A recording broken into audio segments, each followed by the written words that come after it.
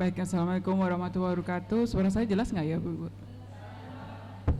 Oke, jadi Bapak Ibu sekalian selamat pagi. Masih loyo, pagi. Sip. Bisa lebih, kenapa?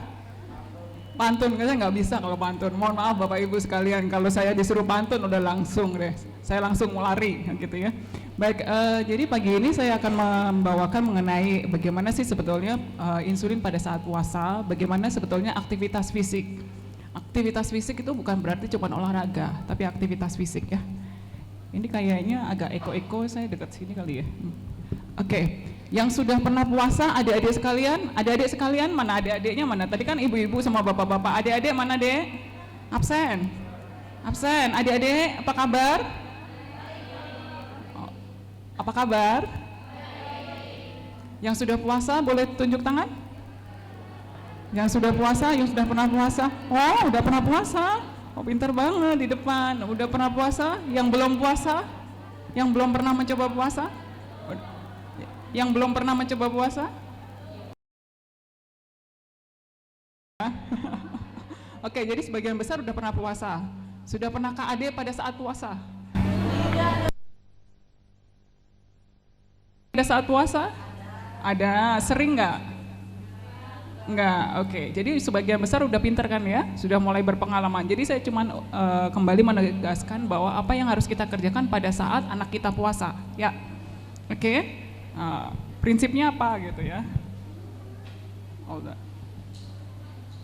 Nah ini kan kita maunya puasanya begitu ya, nggak ada keade-keadean ya, cantik-cantik, ganteng-ganteng begini, happy-happy, nggak ada keade, nggak ada masuk rumah sakit.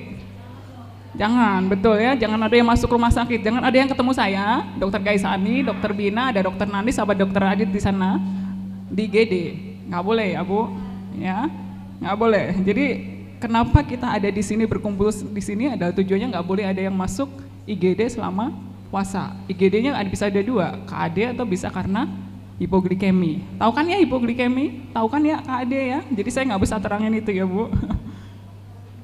Nah ini Bapak Ibu sekalian pasti udah tahu kan ya, kalau anak dengan DM tipe 1 bukan berarti nggak bisa ngapa-ngapain. Anaknya kan baik-baik aja, ganteng-ganteng, cantik-cantik, sekolah baik-baik aja, ada yang jadi dokter, ada punya anak 2, mana? Mbak Anita, mana Mbak Anita? Coba berdiri ya. Anak berapa Mbak Anita? 2. Puasa oke kan? Jadi ini contohnya gitu. Ada dokter, ada salah satu dokter juga anaknya 3. Jadi dokter juga. Terus sekarang jadi direktur salah satu rumah sakit swasta di Jakarta. Jadi artinya adalah DM tipe 1 itu tidak membatasi kita untuk mengejar cita-cita kita, nggak membatasi apapun. Memang agak beda. DM tipe 1 memang agak beda, bahwa mesti suntik insulin, tapi di luar itu sama persis. Ya, jadi itu yang harus ini nih. Saya mohon Bapak Ibu itu jadinya encourage siapa? Ngasih semangat buat anaknya. Nak kamu bisa, nak. Kamu bisa ini, kamu bisa itu, nggak masalah. Tapi yang harus dikerjakan apa? 1, cek gula darah bener, suntik insulin bener, makannya bener. Makannya bener ya, bukan makannya tidak boleh makan ini, nggak boleh makan itu. Ya nggak boleh cuma 1. Nggak usah anak DM, nggak boleh juga. 1, apa tuh? Coba Bu, apa tuh yang nggak boleh? Cuma 1, yang nggak boleh apa?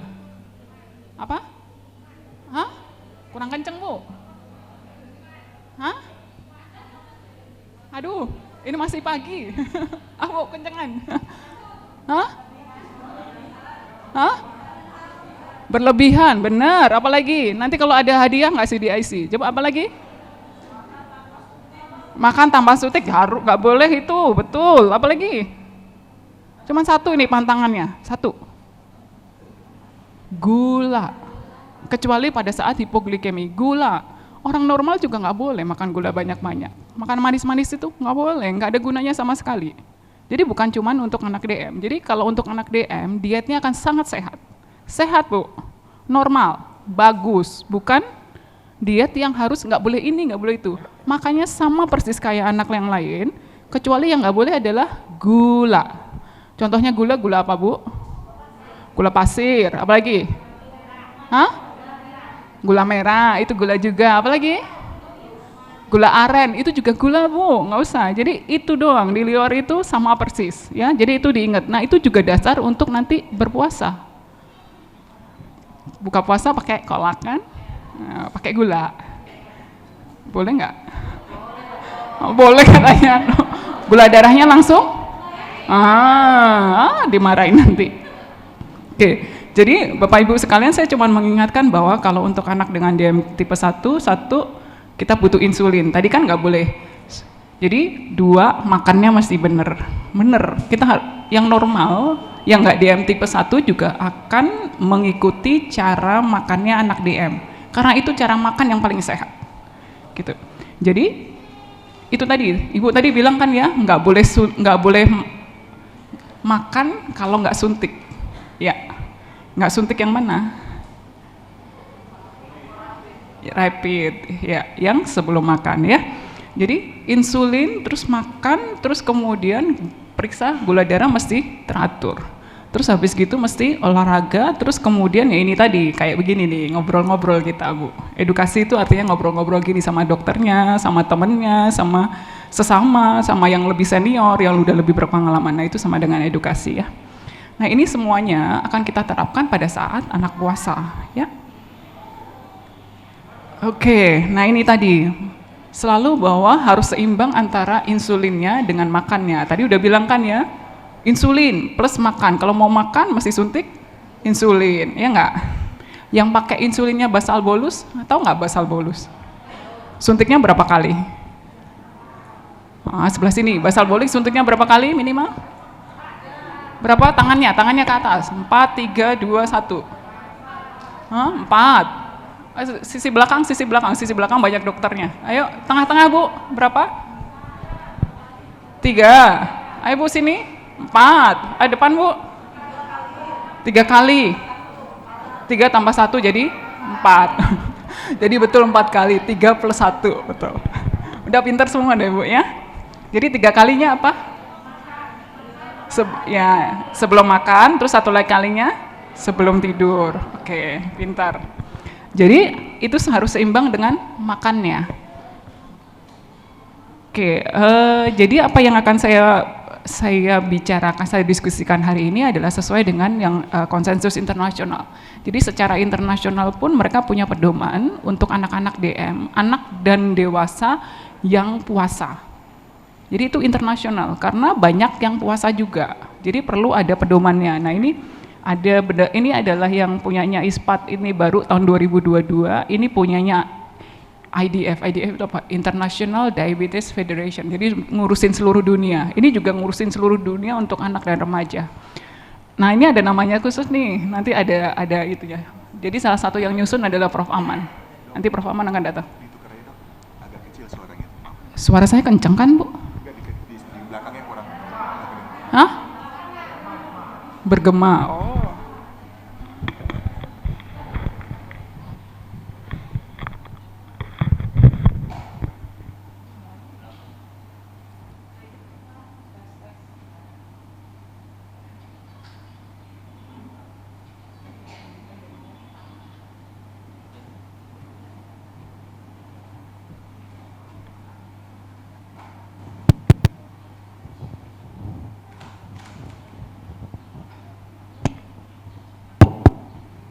Tes, bergema juga.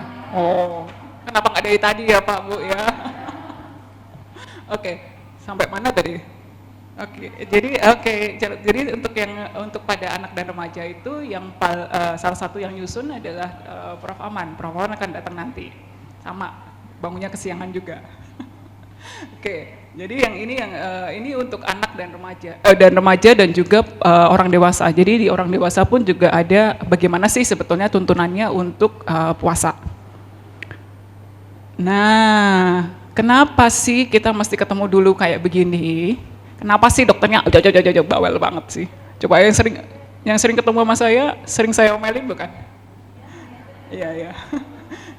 Sering bukan diomelin sih, dibawelin, ya kan? Kenapa mesti bawel? Terutama kalau mau puasa. Kenapa? Karena anak-anak dengan DM tipe 1 punya resiko tinggi untuk mengalami komplikasi yang kita nggak mau. Yang satu, nih Bu. Yang satu adalah hipoglikemi, gula darahnya rendah. Tahu kan ya kalau gula darahnya rendah biasanya anaknya kayak gimana? Lemah. Satu. Yang kedua, gemeteran. Ketiga, keringat dingin. Terus apa lagi? Nggak bisa berpikir. Apa Bu? Susah ngomong. Apa lagi? Pandangan kabur. Apa lagi? Yang paling berat bisa apa? Pusing.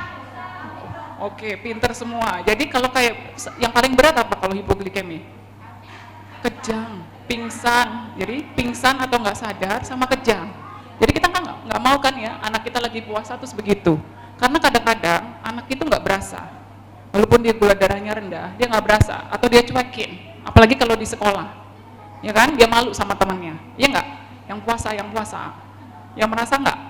Aduh, kayaknya saya agak lemes-lemes tapi aduh nggak enak lah, jangan lah gitu, nggak mau gitu, iya nggak? Jadi kita nggak mau ini terjadi. Terus kalau gula darahnya tinggi-tinggi terus bisa jadi apa? Jadi apa? KD. Yang pernah KD siapa? Pernah KD. Berapa banyak yang udah pernah KD? Pernah KD. Udah tahu kan ya KD enak apa nggak enak? Nggak enak. Jadi, kenapa? Mau lagi, enggak kan? Jadi KAD kan nggak enak sebetulnya kan ya? KAD karena sama persis kan? Kenapa? Bisa penurunan kesadaran, nggak sadar, apalagi kalau KAD? Hah? Pipis terus, terus apa lagi yang KAD? Yang masuk rumah sakit itu ngapain dulu? Muntah, apalagi? Ayo dek, sebelah sana, sebelah pojok sono, nggak ada? Hah? Apa? Banyak pipis sudah, apalagi? Biasanya masuk rumah sakit kalau lagi ngapain? Satu, nggak sadar. Dua, ngapain? Ya, terus ketiga, sesek, ya nggak? Paling banyak adalah karena nafasnya sesek, terus udah mulai ngantuk-ngantuk, lemas-lemas gitu kan. Nah itu juga bisa terjadi pada saat anak kita puasa. Kita nggak mau itu ya. Terus satu lagi ya Bapak Ibu sekalian, adalah anaknya dehidrasi. Kan kalau puasa nggak boleh makan minum. Ya nggak, salah satunya adalah dehidrasi, nggak boleh juga. Jadi harus tahu persis apa yang akan kita kerjakan pada saat nanti anak puasa, supaya puasanya aman. Nggak boleh puasa nggak aman. Orang tujuannya kita mau menjalankan ibadah, ya nggak boleh merugikan kita, karena dilarang. Kalau kita nggak mampu, boleh nggak puasa, gitu kan? Tapi saya yakin bahwa sebagian besar pasti pengen puasa, yang udah wajib puasa, ya nggak? Oke, lalu sebetulnya apa sih sebetulnya syaratnya untuk aman berpuasa? Satu, HbA1c-nya mesti bagus Ibu. Yang HbA1c-nya di bawah 7,5, banyak nggak? Ada. Banyak nggak? Oh langsung angkat tangan. Oh sip, good, pinter. Jadi satu, kalau bisa HbA1c-nya di bawah 7,5. Kalau kita masih baik sih Bu, IDAI masih baik. Jadi kita biasanya agak ada toleransinya sampai 8, oke, 8%. Di atas 8% risikonya tinggi sekali. Kalau di internasional 7,5%, itu disebut dengan bagus. Itu syaratnya untuk bisa puasa. Terus kemudian yang kedua adalah satu, kalau bisa, nih yang dianjurkan adalah pakai insulin basal bolus. Basal bolus, udah tulisannya basal bolus. Jadi pakai insulinnya basal bolus, yang suntiknya tadi 4 kali sehari. Ya 3 kali sebelum makan, 1 kali sebelum tidur. Itu dianjurkan. Atau yang pakai pump. Kenapa? Karena jauh lebih fleksibel. Terus kemudian yang selanjutnya adalah kalau nggak ada komplikasi. Komplikasi apa? Yang ke mata, ke ginjal. Udah, kalau yang remaja pasti udah diperiksa setiap setahun sekali. Yang rajin periksa itu, rajin nggak periksanya? Kalau disuruh dokternya periksa, dikerjain atau enggak? Dikerjain, bener nih ya. Ya, jadi itu penting karena jadi kalau nggak ada komplikasi ini maka akan lebih aman pada saat puasanya. Terus selanjutnya lagi adalah nggak ada riwayat ini nih, nggak ada hipoglikemi berat, nggak ada pernah KAD. Nah yang dimintanya di internasional itu 3 bulan sebelum puasa. Jadi siapa yang barusan KAD? Deket-deket ini? Nggak ada? Langsung ditunjuk. Jadi hati-hati kalau barusan KAD. Kalau kemarin soalnya dia KAD-nya karena ada itu, saya tahu karena baru keulang. It's okay. Jadi diharapkan bahwa tidak ada KAD atau tidak ada hipoglikemi yang berat. Hipoglikemi yang berat kayak gimana? Yang bikin kejang, bikin nggak sadar. Nah itu yang namanya berat. Kalau masih anaknya masih oke, terus udah bisa makan aja, itu nggak berat namanya. Tapi yang berat itu adalah yang sampai nggak sadar, butuh bantuan kita, belum masuk rumah sakit. Itu adalah hipoglikemi yang berat. Nah, sebaiknya bebas dari itu, hipoglikemi berat atau KAD dalam 3 bulan sebelum mulai puasa. Nah, ini masih ada waktu cukup lama kan ya sebelum puasa. Nanti ada diskusi di grup, nah itu nanti bagaimana caranya supaya nanti puasanya aman. Kira-kira harusnya 3 minggu ini, kontrol glikemiknya harus bagus, gula darahnya mesti bagus, supaya puasanya aman ya. Terus yang selanjutnya adalah satu ini, mesti cek gula darahnya teratur. Semuanya dikasih stick kan, cek GDS disediain dari CDIC, nah dipakai kan? Oh pinter, good. Jadi ini nanti juga dipakai waktu puasa ya. Oke. Ada yang punya keton nggak? Ada punya untuk periksa keton? Nggak. Terus kemudian ada satu lagi sebetulnya Bapak Ibu sekalian, nanti kan waktu di kelompok belajar, kelompok itu, jadi itu kayak kelompok belajar, itu ada dokternya. Jadi saya minta Bapak sama Ibu, sama adik-adik sekalian yang udah ABG sih bisa langsung ya, maksudnya udah gede-gede bisa langsung hubungin dokternya. Jadi nanti tetap kontak erat dengan dokter-dokternya yang ada di kelompok itu. Jadi kontak erat itu artinya masih hubungan, laporan, dok gula darahnya begini mau diapain ya dok, gitu-gitu. Saya yakin CDIC juga akan minta laporannya sebetulnya, ya. Jadi ini penting ini Bapak Ibu sekalian. Jadi komunikasi dengan dokternya harus tetap dijalankan dengan baik, ya. Nah ini kan sebetulnya kalau kita puasa Ramadan itu kegiatan kita agak berubah ya sebetulnya dibandingkan sebelum. Jadi kita kan bangun pagi jam dia mau show juga sini. Jadi jam 4 lah, setengah 4 pasti udah bangun, ya nggak? Setengah 4 bangun, sahur, terus kemudian sholat subuh, sebagian ada yang ada yang balik tidur lagi kan? Sebagian, tidur lagi, terus atau kalau nggak gitu langsung sekolah, tetap terus gitu, terus sekolah. Terus kemudian sekolahnya juga pulangnya lebih awal, jadi ada waktu antara sekolah mungkin sekitar jam 2-an sampai buka puasa, ya nggak? Terus kemudian baru buka puasa, sholat maghrib, terus habis gitu ada yang langsung full baru sholat maghrib, ada yang kebalik kayak gini, buka dulu dibatalin, sholat maghrib, habis gitu baru makan besar. Habis itu sholat tarawih, terus ada lagi yang makan lagi kan? Nah itu juga mesti hati-hati. Jadi bagaimana dalam pengaturan insulinnya masing-masing. Oke, terus kemudian baru tidur. Oke, jadi agak berbeda semuanya, termasuk tubuh kita juga menyesuaikannya berbeda, hormon kita juga berbeda menyesuaikannya. Termasuk gula darahnya juga akan berbeda. Nah, lalu bagaimana pengaturan insulin pada saat puasa? Ini yang Bapak Ibu sekalian tahu ya, yang regimen basal bolus yang tadi ya udah pintar nih, 4 kali. 3 kali sebelum makan, sama 1 kali sebelum tidur. Jadi ini sebetulnya regimen yang sama persis kayak orang normal. Karena kalau orang yang bukan DM tipe 1, karena orang normal pada saat kita nggak makan kita selalu punya insulin. Nah itu yang diganti oleh insulin basal. Yang disuntik ini nih pada saat sebelum tidur, jam 9, boleh jam 8 atau boleh jam 10, nggak masalah sama sekali, ya. Jadi orang normal pun selalu ada insulin yang segitu. Nah itu diganti dengan insulin sebelum tidur, basal. Biasanya pakai apa Ibu basalnya? Pakai apa? Ada yang pakai Lantus. Kalau Humalog apa yo? Levemir, Lantus. Oh, ayo pakai apa Bu? Levemir. Oke. Ada yang pakai Tresiba? Ada yang pakai Tresiba nggak? Belum. Oke. Jadi yang diberikan sebelum tidur itu betul Levemir atau Lantus atau yang terbaru Tresiba. Tresiba belum masuk JKN, tapi itu yang paling baru banget. Nah itu tujuannya adalah supaya selalu ada insulin di dalam tubuh kita. Kenapa? Beda merek, sama lebih lama, lebih stabil. Ya fungsinya sama lah kayak Levemir juga sama Lantus, fungsinya sama tapi beda merek aja. Kenapa? Novomix. Oh ya nanti saya jelasin Bu, tenang Bu. Oke, jadi kalau ini yang Ibu bilang tadi, Levemir, Lantus, Tresiba, itu diberikan sebelum tidur. Oke, tujuannya adalah supaya mau makan, nggak makan, Bukan makan nggak makan asal kumpul ya Bu ya. Makan nggak makan selalu ada insulinnya. Nah itu adalah Levemir sama Lantus. Terus kemudian yang Ibu bilang tadi, Bapak Ibu sekalian bilang 3 kali sehari sebelum apa? Sebelum makan. Kalau makan disuntik, kalau nggak makan disuntik nggak? Hah? Kalau nggak makan disuntik atau enggak? Enggak, betul. Karena normalnya adalah kalau kita makan, tubuh kita langsung mendeteksi, oh gula darah naik. Begitu gula darah naik, pankreas kita langsung naikin produksi insulin.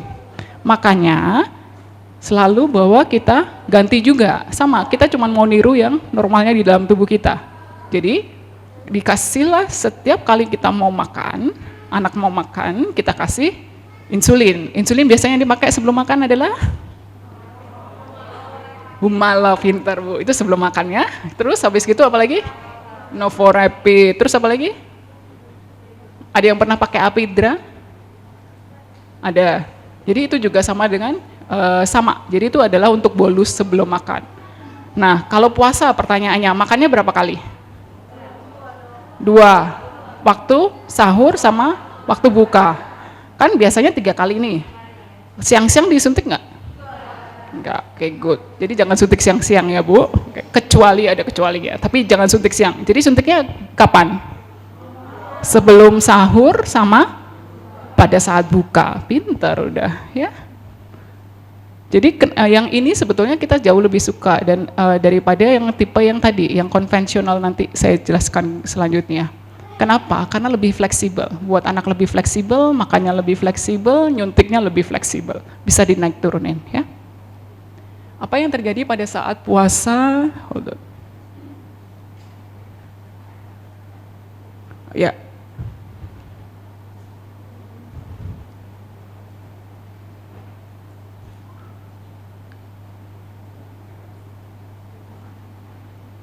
Oke. Jadi apa yang terjadi pada saat puasa, maka kita harus menyesuaikan dua-duanya. Satu, insulin yang basal pada malam hari. Yang kita kerjakan adalah ada kedua kriteria Ibu. Kalau insulinnya, kalau HbA1c-nya bagus di bawah 7,5%, maka insulin basalnya masih dikurangin. Insulin basal tadi apa? Levemir, Lantus. Saya nggak jualan ya. Saya nggak jualan Levemir, saya nggak jualan Lantus, saya nggak jualan Tresiba Ibu. Cuman biar lebih gampang sama Bapak Ibu. Kalau saya bilang basal, mikir apa gitu ya. Jadi kalau HbA1c-nya bagus di bawah 7,5%, maka diturunin. Turunnya berapa? Sebentar. Nah, diturunnya bisa 15-20%. Turunin dulu. Jadi, tapi nanti kita akan sesuaikan. Tapi kalau kontrol glikemiknya bagus, HbA1c-nya bagus, biasanya butuh diturunin. Nah, contohnya ini nih. Kalau biasanya Levemirnya, oh saya mau tester aja. Paling depan, siapa namanya? Siapa? Nama? Rahel. Rahel, kamu Levemirnya berapa? Pakai Humalog sama apa? Ya, Lantusnya berapa? 5 unit. Oh, kekecilan. Kalau 5 unit, kalau 5 unit Bu, diturunin 15%-nya berapa jadinya? Suntiknya? 4. Oke, 4 betul. Kira-kira 4 atau turun? Ya, 3,5 kan nggak bisa, jadi 4. Farhan berapa? 10. Oke, kalau kita mau turunin 15% atau 20% jadi berapa? Berapa Pak? Hah? Ya 8, betul, Bapak cepat Bu. Ibu geleng-geleng, Bapak langsung 8, betul. Jadi contohnya kayak begitu. Contohnya ini kan kalau saya kasih contoh adalah 20, kalau kita mau turunin 20%, maka jadinya bisa jadi berapa? 16 atau 17, kalau 15% 17. Gampang, matematika gampang Bu. 15 per 100 kali 20, 20 per 100 kali 20, pakai kalkulator aja. Ya. Jadi begitu, kalau kontrol glikemiknya bagus sampai 8%, kita bisa turunin ini HbA1c-nya. Lalu apa yang terjadi kalau anaknya Bapak Ibu kontrol glikemiknya nggak begitu bagus? Kalau kontrol glikemiknya nggak begitu bagus, HbA1c-nya di atas 8 atau di atas 9 tapi masih mau puasa, masih hati-hati betul.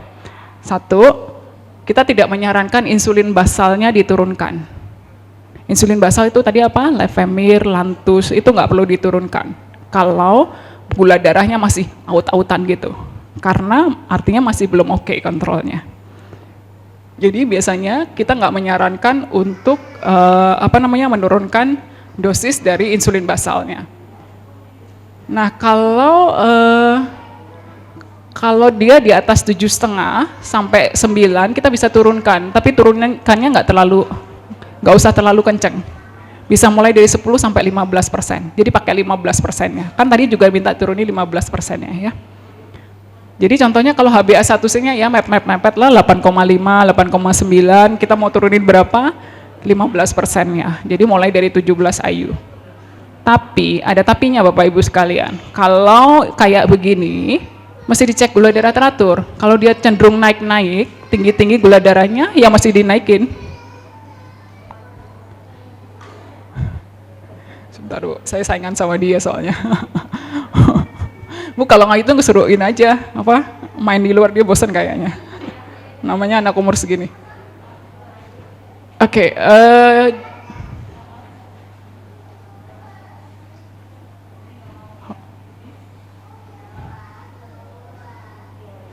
Oke, kemudian kita tadi udah bicara mengenai bagaimana penyesuaian, ya saya nggak peduli dengan jamnya sih Mas. Jadi kalau tadi penyesuaian untuk basalnya, terus kemudian selanjutnya adalah bagaimana penyesuaian untuk bolusnya. Bolusnya itu adalah yang sebelum makan. Sebetulnya kalau basal bolus gampang banget. Kenapa? Kalau basal bolus gampang nih Bapak Ibu sekalian. Tadi sudah kita udah diskusiin tadi. Kenapa? Bolus itu insulinnya apa? Novorapid. Jadi kalau Novorapid gimana dong? Tergantung makannya, betul. Jadi kalau nggak makan disuntik nggak? Nggak. Jadi jauh lebih gampang lagi. Jadi suntik untuk insulin bolusnya jauh lebih gampang lagi. Ada yang sudah belajar carb counting nggak? Jadi dihitung. Kalau saya makan karbohidratnya segini, suntiknya segini. Ada yang belajar begitu? Ada 1, 2, ya Bu. 2, 1, 3. Sini. Carb counting. 1 unit untuk berapa gram karbohidratnya? 8, 18. Berapa? 1 unit berapa gram karbohidrat? Hah? Enggak, jadi ada yang sudah belajar carb counting, jadi berapa karbohidrat yang dimakan, itu berapa yang disuntik. Nah kalau yang itu jauh lebih fleksibel lagi, karena Bapak Ibu bisa lihat, oh makannya anak saya segini, saya suntiknya segini, plus saya suntik koreksi. Ada koreksi kan? Tahu koreksi? Sebagian besar diminta untuk target gula darahnya berapa? Ya, ada yang sampai 180, ada lagi nggak? 200, 150. Jadi kira-kira kalau sudah mulai ABG itu kan sebagian besar yang akil balik yang wajib puasa adalah ABG ya Bu. Kita ikut bahasa gaul aja ABG ya. Jadi itu adalah kita minta maksimalnya adalah 150 mg per desiliter. Jadi lebih tight lagi. Lebih tight itu lebih ketat lagi kontrolnya. Kalau di atas itu diapain? Koreksi. Jadi 1 unit untuk berapa gula darahnya? 50. Jadi sebagian besar 50 karena ada yang 30, ada yang 75, ada yang 100. Tapi sebagian besar di sini 50. Oke. Itu namanya dosis koreksi. Kalau carb counting itu adalah yang dimakan berapa, yang disuntik berapa, plus kalau perlu dikoreksi, ya. Kira-kira ngerti ya Bapak Ibu sekalian? Jadi kalau yang sudah belajar carb counting jauh lebih gampang. Misalnya tadi 1 unit untuk 10 gram karbohidrat. Kalau makan karbohidratnya 50, suntiknya 5. Oh gula darahnya ternyata 250, suntiknya berapa? Iya dikoreksi tambah berapa?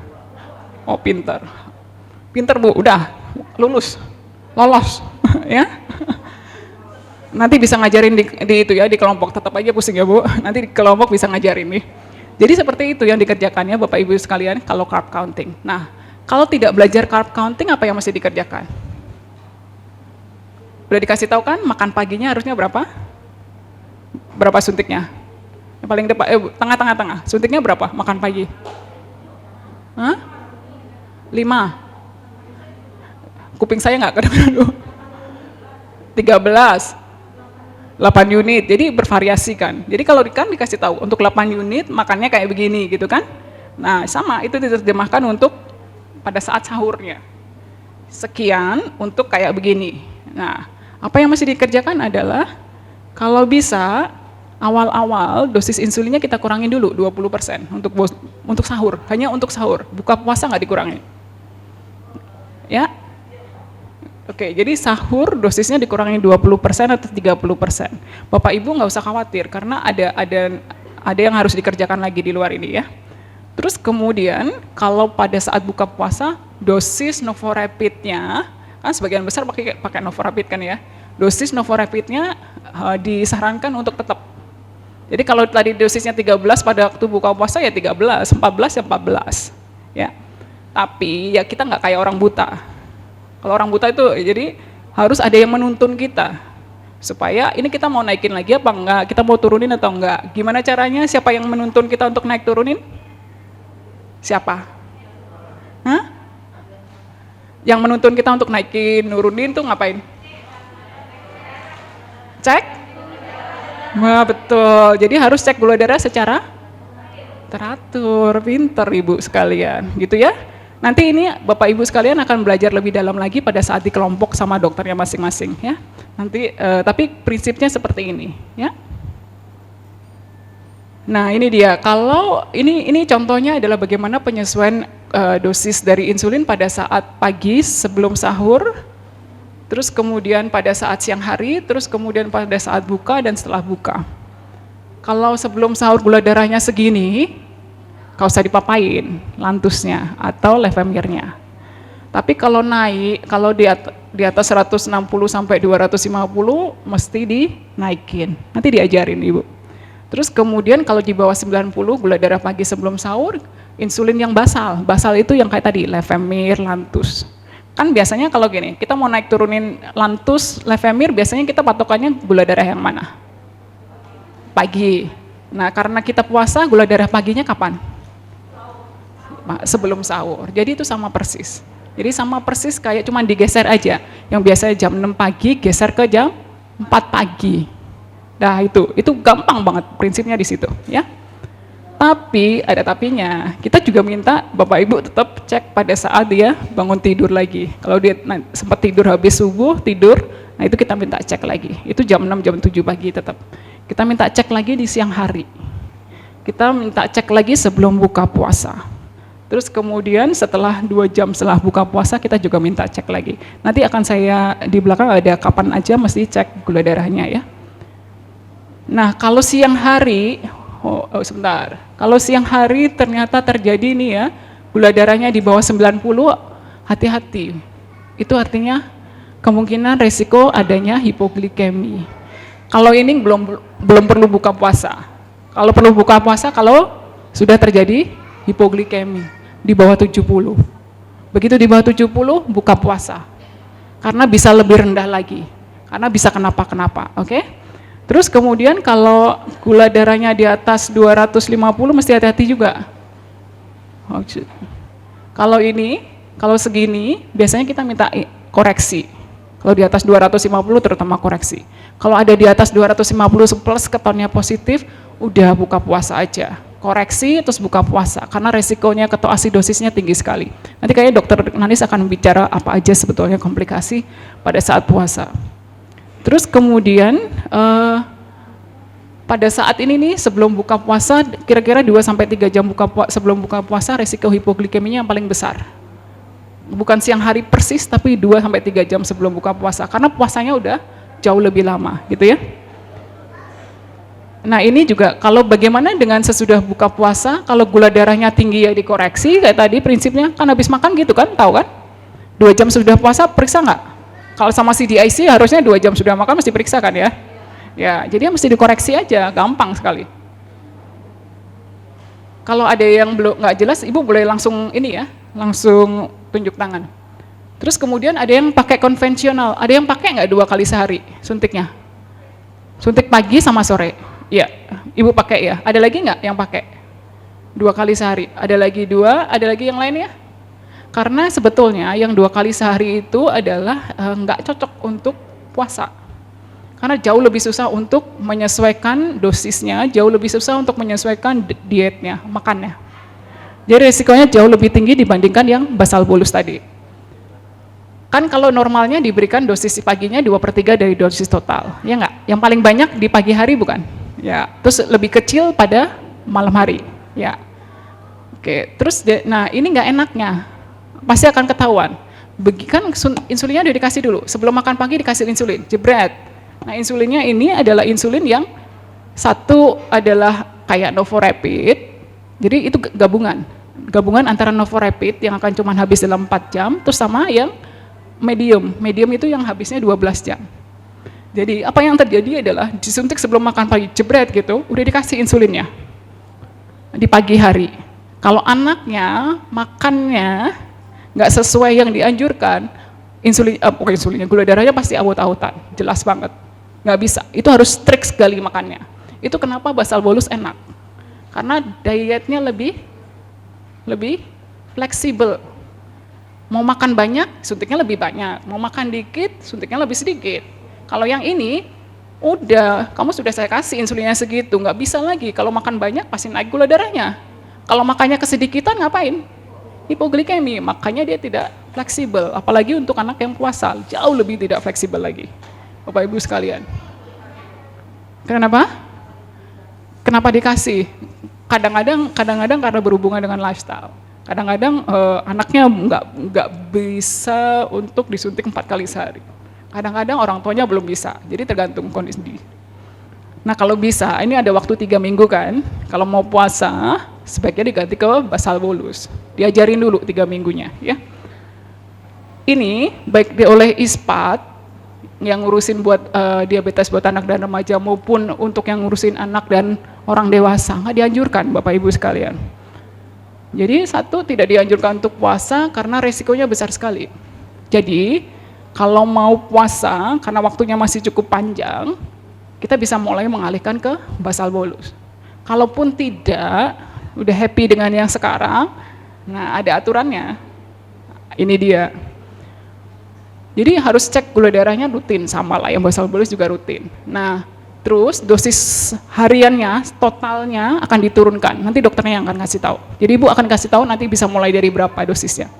Terus kemudian dosis insulinnya dibalik.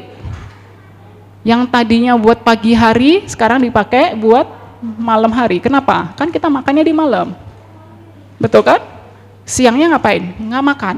Sama kayak sebelumnya. Kalau sehari-hari kan kita makan full di pagi hari, terus kita malam hari tidur, kayak puasa gitu kan. Nah ini kebalik, siangnya puasa, malamnya makan terus, ya enggak? Jadi apa yang kita kerjakan adalah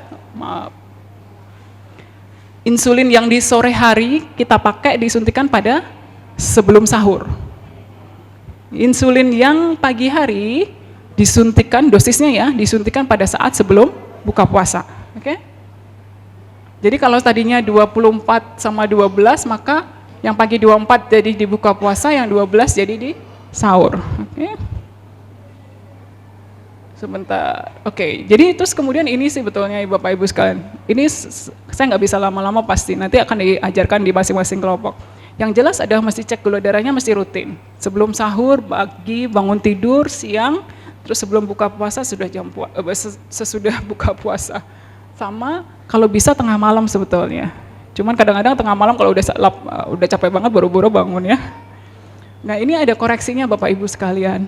Koreksinya akan berbeda sekali. Nanti di masing-masing kelompok terutama ya. Saya nggak akan bicara lebih panjang. Terus apa sih yang harus kita kerjakan supaya anak-anak kita bisa puasa dengan aman? Satu, cek gula darahnya mesti teratur Bapak Ibu sekalian. Jadi ada yang menuntun kita. Yang menuntun kita apa? Gula darahnya, ya. Jadi ceknya kapan aja? Sebelum sahur, bangun tidur, siang hari, sebelum buka 2 jam sama tengah malam. Kalau di sini ada hipoglikemi langsung buka. Di sini ada gula darahnya di atas 250 plus ketonnya positif, atau gini, enggak 250 sih dok, tapi 350. Aduh, sudahlah ya.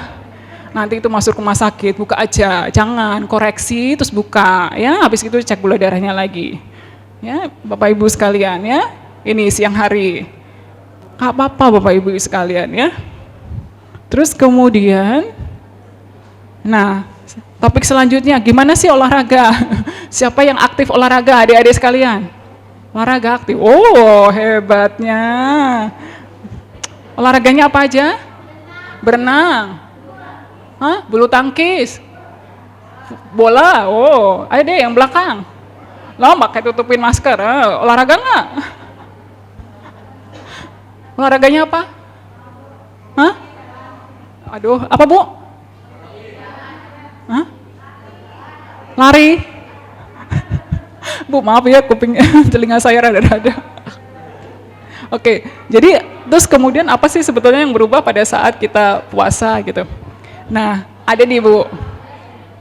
Jadi kejadian hipoglikemi, jadi itu paling sering terjadi kira-kira bukan siang hari. 2-3 jam sebelum buka puasa. Jadi jangan olahraga 2 jam sampai 3 jam sebelum buka puasa. Itu kira-kira, wah saya mau ini olahraga jam 4. Oh, itu olahraganya intens lagi. Tidak disarankan untuk olahraga yang intens. Kalau cuma jalan-jalan gitu oke. Tapi kalau intens tuh misalnya main futsal lah, coba itu lumayan intens. Ya.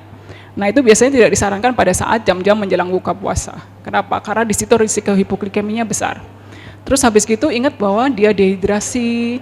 Itu kan harusnya kalau olahraga disuruh ngapain Ibu? Kalau olahraga disuruh ngapain? Kalau anaknya olahraga apanya? Cek gula darah. Terus apa lagi? Ada lagi yang penting.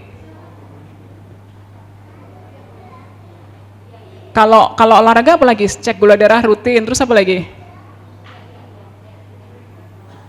Wajib, nggak dikerjain selama ini. Kalau apalagi olahraganya lebih dari 30 menit, mesti ngapain? Mesti minum. Nggak boleh nggak minum. Mesti minum, terus habis gitu mesti minum yang ditambah dengan ada asupan karbohidratnya. Jadi itu kenapa pada saat olahraga, anaknya boleh minum kayak apa ya? Pocari Sweat lah, terus minum air putih plus crackers, air putih plus pisang, harus ada karbonya. Karena pada saat olahraga anaknya bisa hipoglikemi juga. Itu kenapa tidak disarankan untuk susu juga boleh. Ya, tapi harus minum, nggak boleh cuma susu aja, air putih plus susu gitu misalnya. Jadi karena itu kenapa tidak disarankan untuk olahraga yang intens pada 2-3 jam sebelum buka puasa. Kalau mau olahraga yang intens sesudah buka puasa, sesudah tarawih. Karena terus apa sih itunya ya? Maaf. Lalu apa sih sebetulnya tipsnya untuk aktivitas fisik? Ya satu, karena selama kita puasa, sholat tarawih itu sudah termasuk aktivitas fisik. Yang disebut dengan aktivitas fisik itu bukan berarti bahwa kita mesti olahraga, bukan. Tapi bergerak, Bapak Ibu dan sekalian. Jadi kalau kita sholat maghrib kita bergerak, kalau tarawih berapa? Minimal 11 kan rokaatnya ya. Bergerak nggak? Bergerak dari berdiri, ruku, sujud, begitu. Itu semua bergerak. Jadi dianjurkan untuk ikut tarawih. Gunanya apa? Amal nambah, olahraga dapat, semuanya dapat, sehat dapat ya. Jadi itu salah satu bentuk aktivitas fisik. Terus mereka juga bisa dengan main-main sama temennya. Jangan begini deh, zaman sekarang kan gini-gini kan Bu? Gini-gini kan, tangannya gini-gini. Temennya di sebelah ini aja gitu, situ. Temennya, nggak ada dia, nanya-nanya itu nggak ada. Saya tanya, pasien yang di poli juga gitu, ngobrol nggak sama itu? Enggak dok, pada begini-begini dok. Nah, suruh main Bu. Nah karena main itu adalah salah satu bentuk aktivitas fisik, itu yang kurang dari anak-anak kita zaman sekarang. Jadi main, terus kalaupun mau olahraga yang lain, oh saya mau main futsal sama teman saya, mau main bola, kerjakanlah setelah sholat tarawih. Akan jauh lebih aman, habis itu mesti cek gula darahnya tetap ya. Jadi gimana sih sebetulnya, ini adalah slide saya terakhir, bagaimana sebetulnya supaya aman untuk puasa. Oke, Bapak Ibu sekalian, jadi satu, cek gula darahnya mesti rutin. Ini nanti bisa dibagiin ke Bapak Ibu sekalian. Yang kedua adalah kalau hipoglikemi mesti batalin puasa. Kalau gula darahnya di atas 250 tapi ketonnya udah positif, batalkan puasa. Nanti bisa dibayar Bapak Ibu sekalian. Terus kalau di atas tadi kayak gitu ya, di atas 350, gak usah ragu-ragu, batalkan puasanya ya. Terus kemudian ini makan juga, kan kita selalu kalau makannya habis puasa seharian nih, aduh balas dendam saya mau makan ini itu terutama yang manis-manis ya nggak. Kolak boleh nggak Bu? Boleh katanya. Boleh gulanya. Nah, nggak boleh pakai gula aren, nggak boleh pakai gula pasir, nggak boleh pakai gula merah, ya nggak, ganti gulanya. Ya, jadi boleh, tapi ada tapinya, Bu. Terus kemudian satu lagi adalah yang paling penting adalah mesti komunikasi sama dokternya. Nanti di masing-masing kelompok ya. Bapak Ibu sekalian, saya rasa cukup sekian. Semoga puasa anak-anak kita aman. Terima kasih. Assalamualaikum warahmatullahi wabarakatuh.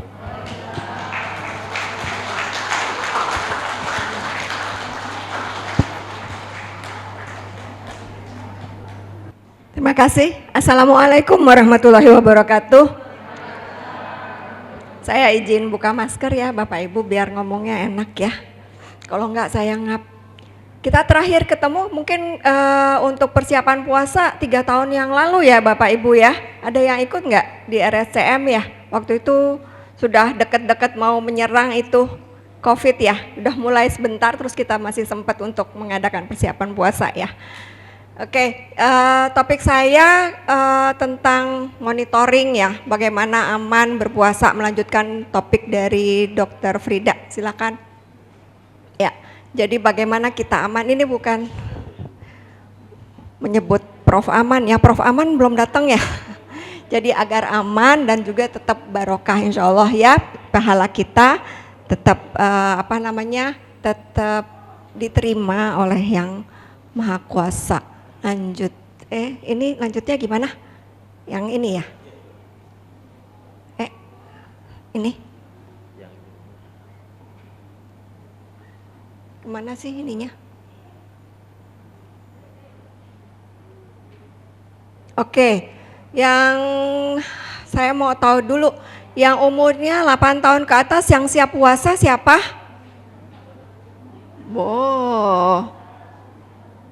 Oke, HbA1c-nya berapa ini?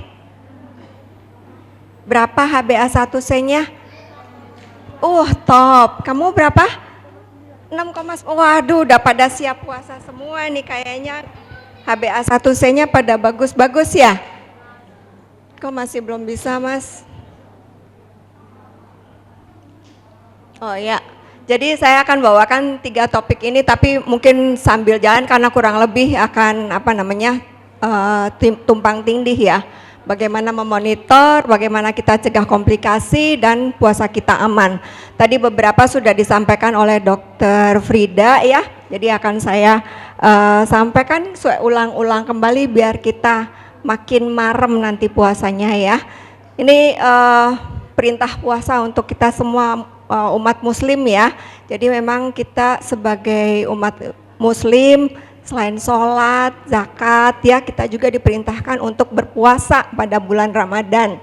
Terutama sebetulnya bukan untuk anak-anak ya, tapi untuk orang yang sudah akhir balik, ya enggak? Tapi anak-anak juga suka mau puasa, jadi sebetulnya ada ayat berikutnya, jadi ada perkecualian. Perkecualian itu apa?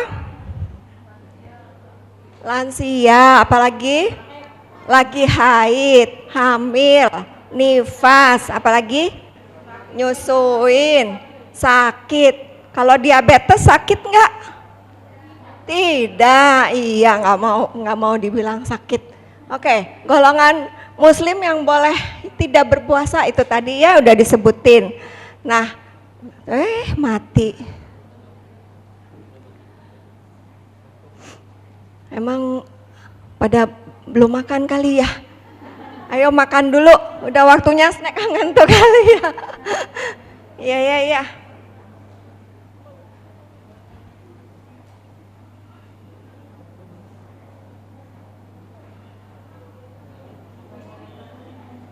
Bentar ya.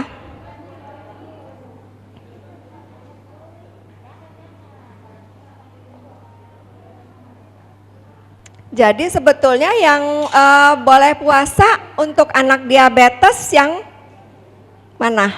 Kalau tadi disebut sama Dr. Frida. Berapa? Kurang dari 7,5, galak ya, kurang dari 8 deh Bu, tawar ya sama teman sendiri. 8 boleh. Jadi siapa yang di atas 8? Siapa? Anaknya mau puasa enggak? 8,5. Oke, ini nanti dicatat ya yang tetap mau puasa tapi HbA1c-nya di atas 8 harus dicatat dan harus dimonitor lebih ketat. Kemudian yang usianya, batasan usia berapa? 8 tahun ya. Kalau yang kurang-kurang sebaiknya nggak dulu ya. Terus kemudian apalagi? Tadi disebut oleh Dr. Frida yang KAD, yang pernah KAD dalam 3 bulan terakhir. Nah lu udah 2 kali, udah HbA1c di atas 8 sama pernah KAD. Nah hati-hati banget tuh kalau mau puasa. Terus apalagi? Pernah hipoglikemi berat sampai dirawat? Ada? Enggak. Ada yang sampai di bawah 70 sampai lemes-lemes? Pernah sesekali? Aduh itu mah jangan, sesekali dicoba-coba. Kalau terlalu sering hipo itu lama-lama nggak kerasa ya. Yang namanya tadi disebut Dr. Frida, jadi unawareness, dia nggak sadar kalau dia hipo ya. Terus apa lagi? Apa lagi? Kalau pernah dirawat ya, kalau sakit ya jangan puasa ya, jangan puasa. Jadi kalau lagi nggak sakit, kalau nggak demam, lagi nggak muntah-muntah, nggak diare, itu sebaiknya jangan puasa. Karena menurut ahli agama nih, kalau kita membahayakan diri pun selama puasa itu juga dikategorikan dimasukkan ke dosa. Jadi puasa tuh betul-betul aman ya. Sip. Nah tadi udah disebutin ya semuanya ya. Ya, oke, lanjut.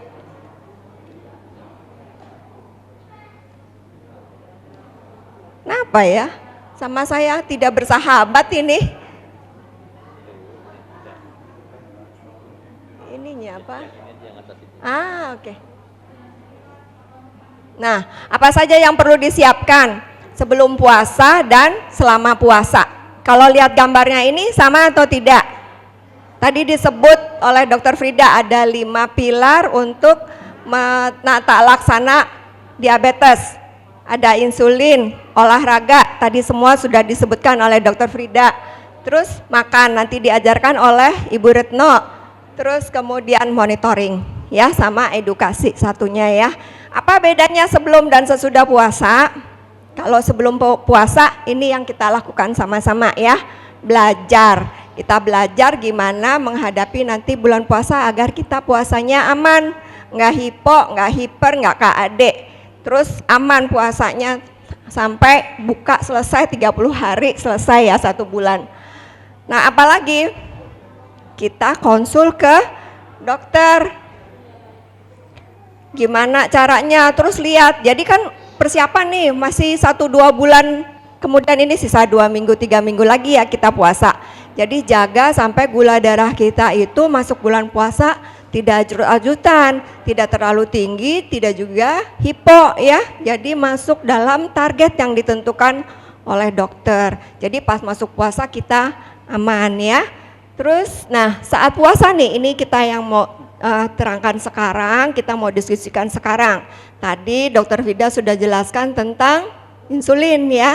Terus juga tentang olahraga ya. Terus nanti kita sekarang bicara tentang monitoring. Nah, yang dimonitor apa nih? Gula darah itu tiap hari ya.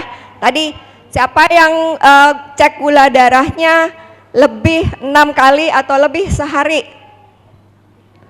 Enggak ada. Enggak bisa 6 kali lebih. Enggak. Siapa yang basal bolus? Siapa yang basal bolus tapi cek gula darahnya masih kurang dari 6 kali. Oke, siapa yang antara 3 sampai 5 kali? 3 sampai 5 kali.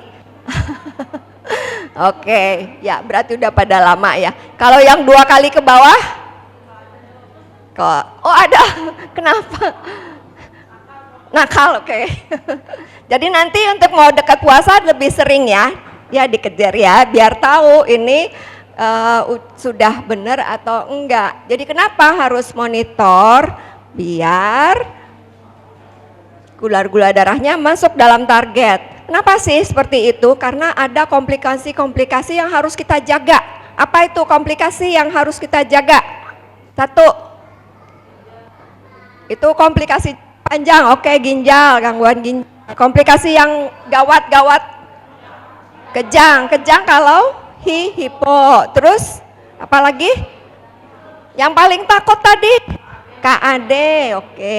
Nah, jangan sering-sering KAD, jadi harus monitor lebih ketat juga, bisa hidup seperti anak-anak yang lain kan, kita nggak mau dibilang sakit ya, nggak boleh sering-sering masuk rumah sakit ya, jadi harus rajin monitor. Oke, tantangannya memang banyak hal yang mempengaruhi kadar gula darah, yang misalnya anaknya lagi belajar terlalu banyak, begadang, stres, olahraga, itu semua mempengaruhi kadar gula darah. Untuk monitoring, apa saja yang diperiksa? Tadi gula darah, apalagi selain gula darah? Keton. Ketonnya ambil dari mana? Darah atau urin? Dari darah. Ada yang dari urin? Bisa ya. Paling bagus dari darah, tapi bisa dari urin. Apalagi selain itu? Keren, HbA1c. Tiap berapa lama Bu HbA1c? Tiap 3 bulan, keren sekali. Bener nggak tiap 3 bulan sekali semua cek? Keren banget semuanya. Oke, jadi yang jangka pendek kita periksa itu, kalau ke dokter juga kan diperiksa ya, kurva pertumbuhannya semuanya ada, diisi semua, jadi anak diabetes tetap harus tumbuh seperti anak yang lain ya. Terus komplikasi jangka panjang tadi disebutkan ya, gangguan ginjal, apalagi? Mata, jantung, wadah sudah pada pinter semua. Nah, kapan cek gula darahnya? Kalau kita lagi nggak puasa, tadi ada yang cek gula darah, tadi yang 6 kali ke atas jarang, terus yang 3 sampai 5 kali rata-rata. Kapan aja itu?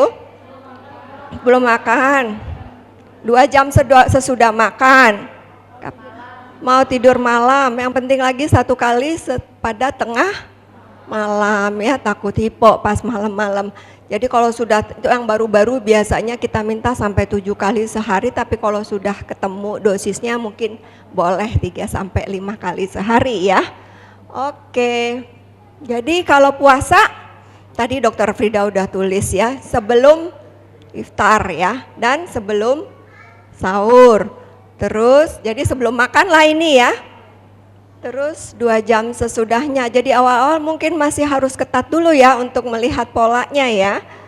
Terus kemudian saat sakit, siang hari tadi ya disebut, karena pas kalau siang hari takutnya apa kalau siang-siang? Hipo. Oh, dia udah ngantuk ya Bu ya. Iya. Oke, gula darahnya sudah mulai turun kalau siang. Terus saat merasa badannya ada yang nggak enak, beda ya. Terus apalagi? Sebelum olahraga ya, tadi Dokter Frida udah sebut tentang olahraga, jadi sebelum olahraga karena itu untuk menjaga, dan selama olahraga juga ya harus tetap dicek gula darahnya. Kadar, nah ini targetnya, siapa ya tadi yang ada, yang di bawah 7 siapa tadi? Udah pada banyak bawah 7, oke aman ya, di bawah 7 semuanya siap untuk puasa. Sebenarnya tadi Dokter Frida 7,5 ya, bolehlah antara itu karena sudah masih termasuk oke, tapi ISPAT sekarang meminta kurang dari 7. Terus kemudian sebelum makan 7 sampai, ini tiap anak beda-beda ya. Kalau anak balita, anak yang usia sekolah sama remaja beda-beda. Tadi disebutkan kalau anak yang udah remaja mungkin lebih tinggi, lebih rendah ya kadarnya ya, balik ya. 7 sampai 130, mungkin sampai 150 atau 180 untuk anak balita ya. Dan kadar bawahnya mungkin 800 ya, 100 sorry. Terus setelah makan lebih tinggi 90 sampai 180, dan sebelum tidur, dan ini tiap anak beda-beda. Nanti dokternya kan sudah ngasih tahu kamu targetnya berapa ya. Ya enggak? Benar? Sudah dikasih tahu ya. Oke, kadar HbA1c. Nah, apa itu kadar HbA1c? Kenapa sih harus diperiksa? Ayo. Biar nggak ngantuk. Baru. Oh, baru. Ya Ibu deh yang ngantuk. Kenapa harus cek HbA1c? Ketat. Biar tahu. Selama pinter. Jadi selama 3 bulan itu, kenapa sih kan tiap hari kita juga cek gula darah? Kenapa? Itu kayak rapor ya. Jadi kalau ke dokter, mau ke dokter udah siap-siap dibagus-bagusin, rajin, biar dokternya oh bagus. Ternyata lihat HbA1c-nya jeblok ya, rapornya jeblok. Oke, jadi nggak bisa bohong sama dokternya. Jadi memang ada yang sampai 3 bulan, tapi untuk ada beberapa kondisi seperti anak yang gangguan sel darah merah seperti talasemi mungkin lebih pendek pemeriksaannya ya. Jadi kalau kita lihat itu dia rata-rata antara 4 sampai 12 minggu ya.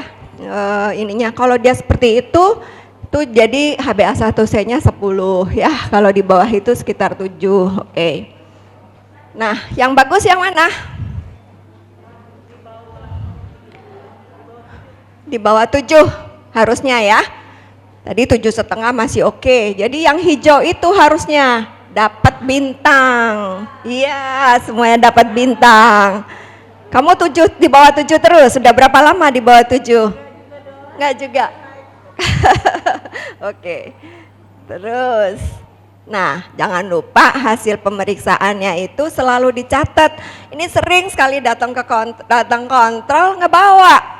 Lupa aduh iya persis kan, saya terus datang, terus saya juga bengong kalau dapat lupa dokter saya mau ngapain ya, karena kita lihat itu dari kadar gula darah harian, terus kemudian kita ngasih saran-saran kan, oh ini yang diubah, itu yang diubah dari pola gula darah harian. Kalau udah nggak bawa hasilnya ya udah mati gaya deh dokternya. Oke. Jadi yang ditulis itu kadar gula darah habis periksa, insulin berapa, koreksinya berapa, terus apa yang dimakan, kalau habis mens di mana, habis olahraga, itu dicatat semua ya. Terus, nah apa gejala tanda bahaya kalau puasa tadi sama dokter Fida yang sebelah sana kayaknya aman terus nih. Yang baju kotak-kotak, apa tanda bahaya puasa?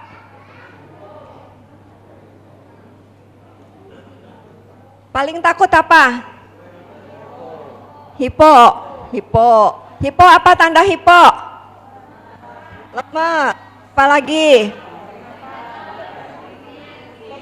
Pusing, gemeteran, lapar.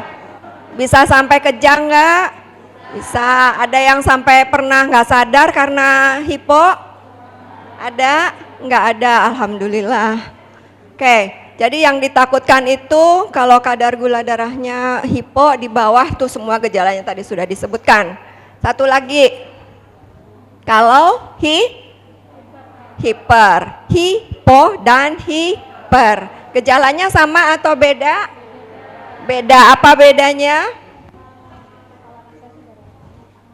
Oh, anget-anget, oke. Mual, sakit kepala, apalagi? Pusing kalau bapak-bapak pusing beda ya pusingnya ya. Terus apalagi? Sesek, urinnya banyak, kencingnya banyak, pingsan. Relatif ada yang sama-sama ya.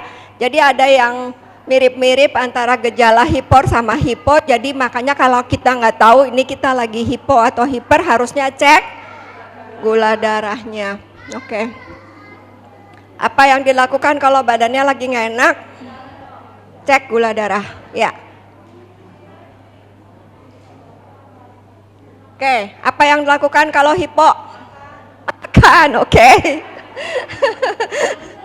Minum susu, makan permen, minum susu, oke. Berapa banyak susunya Bu? 2 gelas? 20 gram, wah pinter 20 gram. 20 gram itu sebanyak-banyak Bu? Segelas.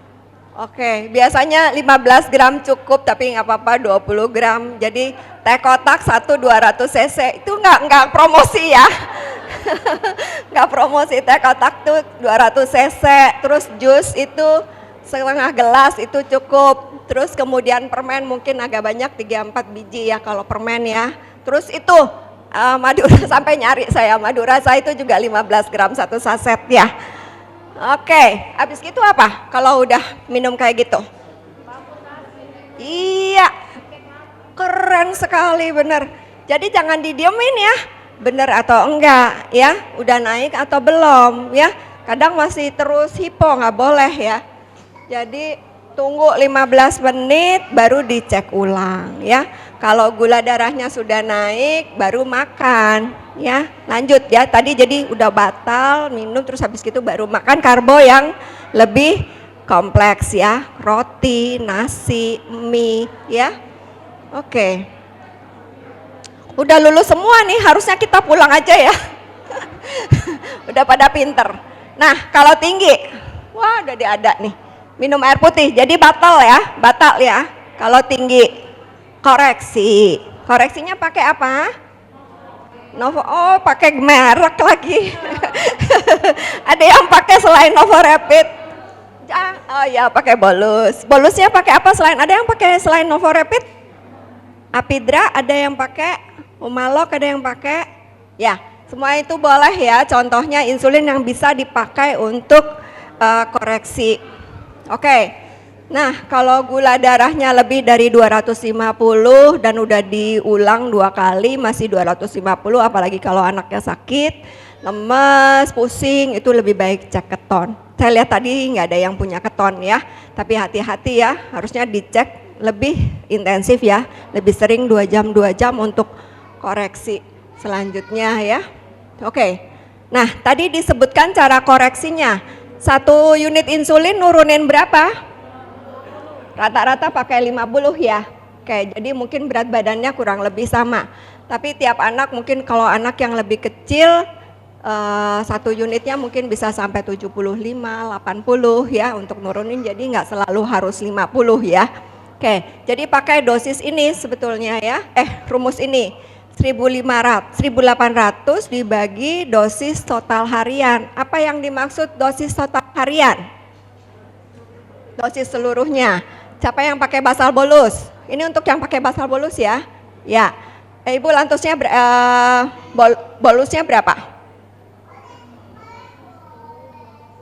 10, 12, 20 jadi 30.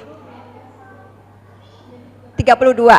Terus basalnya 30. Anaknya gede ya. 62 ya. Jadi 1800 dibagi 62. Dapat berapa tuh? Oke, jadi harusnya sekitar itu ya. Ya, untuk koreksinya. Jadi kalau misalnya gula darahnya 350, terus dosis bolus sama 15 12 ya. Ini dosis total hariannya 27. Jadi 1800 dibagi 27 dia dapat 67. Jadi kurang lebih 70. Jadi agar dia masuk ke 100 ke target ya, 150, dia koreksi 3 unit. Ya kurang lebih begitu ya ininya ya, hitungnya ya. 350 dikurang 150 jadi kurang lebih 200. 200 dibagi 67 jadi dia harus masuk koreksi 3 unit. Jadi kalau tadi misalnya dia mau makan nih iftar harusnya nyuntik 10. Terus harus nambah lagi 3 unit jadi nyuntiknya jadi 13 ya. Foto deh ya. Yang bicara nggak di foto Bu?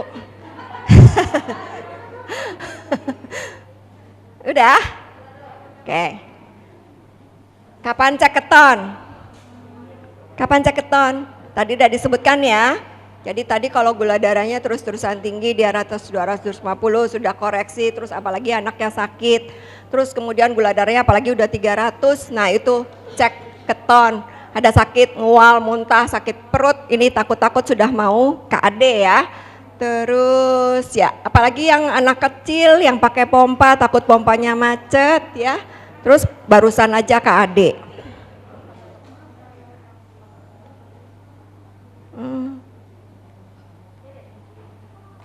Oke, ini hasil pemeriksaan ketonnya ya. Jadi kalau hati-hati kalau sudah lebih dari 0,6.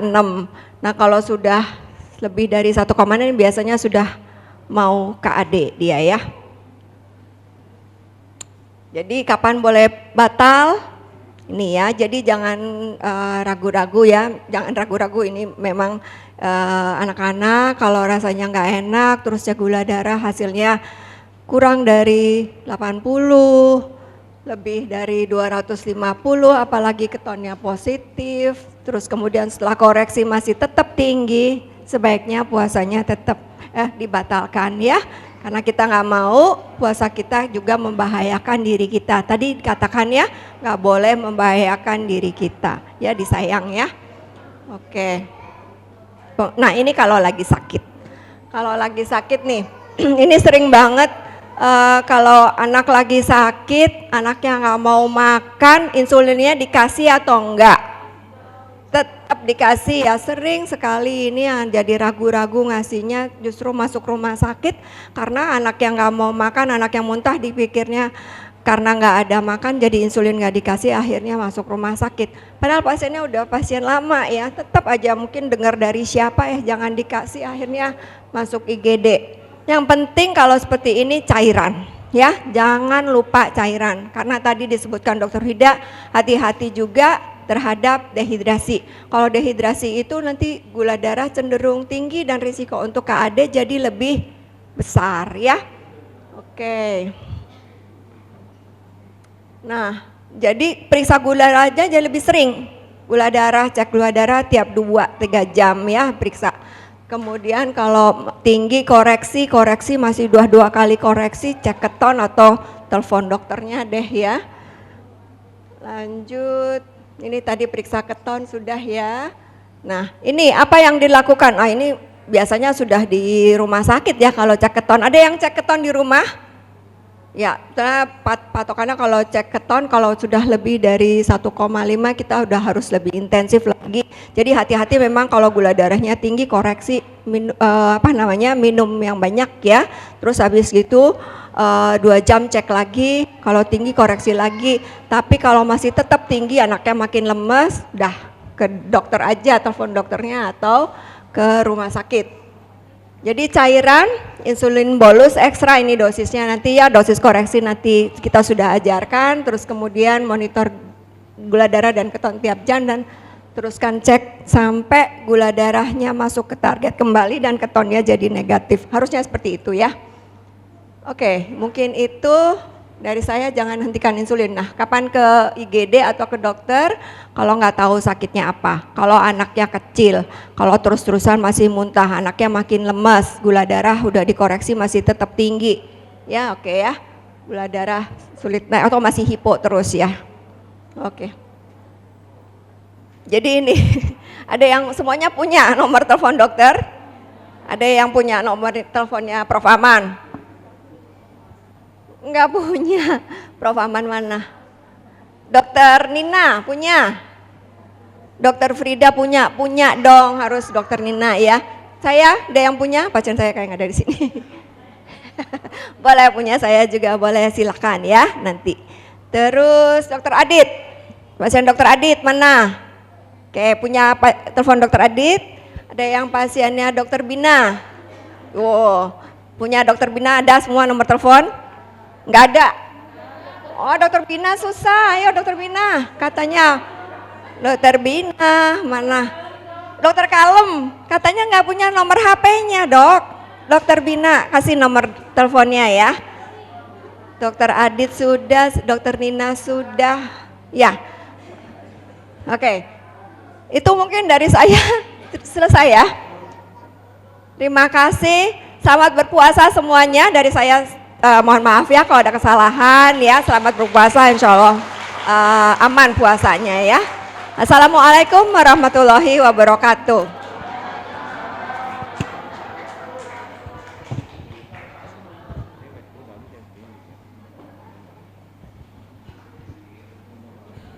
Assalamualaikum warahmatullahi wabarakatuh. Oke, selamat siang. Siang ya, sudah masuk siang ya. Sudah pada sarapan?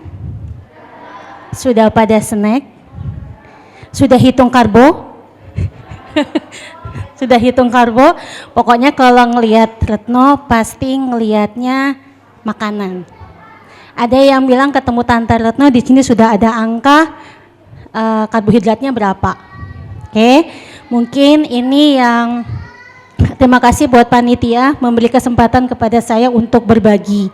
Perkenalkan, nama saya adalah Retno.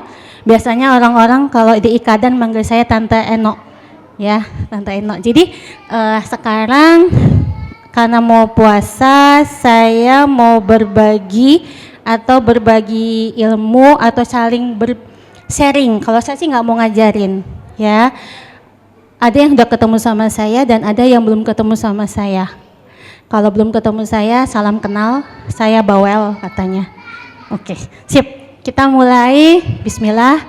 Saya dapat amanah untuk sharing tentang nutrisi selama berpuasa bagi diabetes anak dan remaja yang menggunakan karbohidrat counting. Kenapa saya menekankan karbohidrat counting? Karena di sini rata-rata menggunakan insulinnya basal bolus. Mungkin kalau misalnya nanti yang tidak menggunakan basal bolus, misalnya kayak Novomix atau apa, itu hitungnya pakai kalori, ya. Oke. Halo. Kita mulai. Nah, tadi sudah dijelaskan oleh Dr. Nanis atau Dr. Frida sebelumnya, pengelolaan DM itu kita, kalau saya bilang lingkarannya 5 pilar. 1, 2, 3, ya, 5 pilar. Yang pertama adalah terapi insulin, ya. Jangan lupa, insulin itu adalah, kalau saya biasanya nyebutnya nyawa, ya. Jadi kalau suami pertama dari kecil seumur hidup kita bawa-bawa. Kemudian terapi insulin yang kedua adalah pengelolaan makanan, karena tidak akan bisa lepas seorang manusia tanpa makan. Pasti dia harus makan.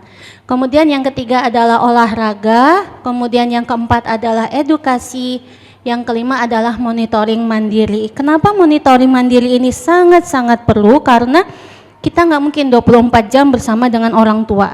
Dan orang tua juga nggak mungkin ngawasin adik anaknya 24 jam. Dia harus belajar sendiri. Ya, nanti di sekolah, nanti sudah SMA, kuliah, dan teman-temannya seperti itu. Oke. Petunjuk pengelolaan makanan dalam bulan puasa. Prinsipnya tidak jauh beda. Jumlah energi dan karbohidrat yang dibutuhkan sama dengan sebelum puasa. Kemudian perubahannya hanya terjadi dalam pembagian makanan sehari dan aktivitas fisik seperti biasa. Tadi sudah dibahas mengenai aktivitas fisik. Kemudian istirahat sebentar setelah sholat duhur. Oke.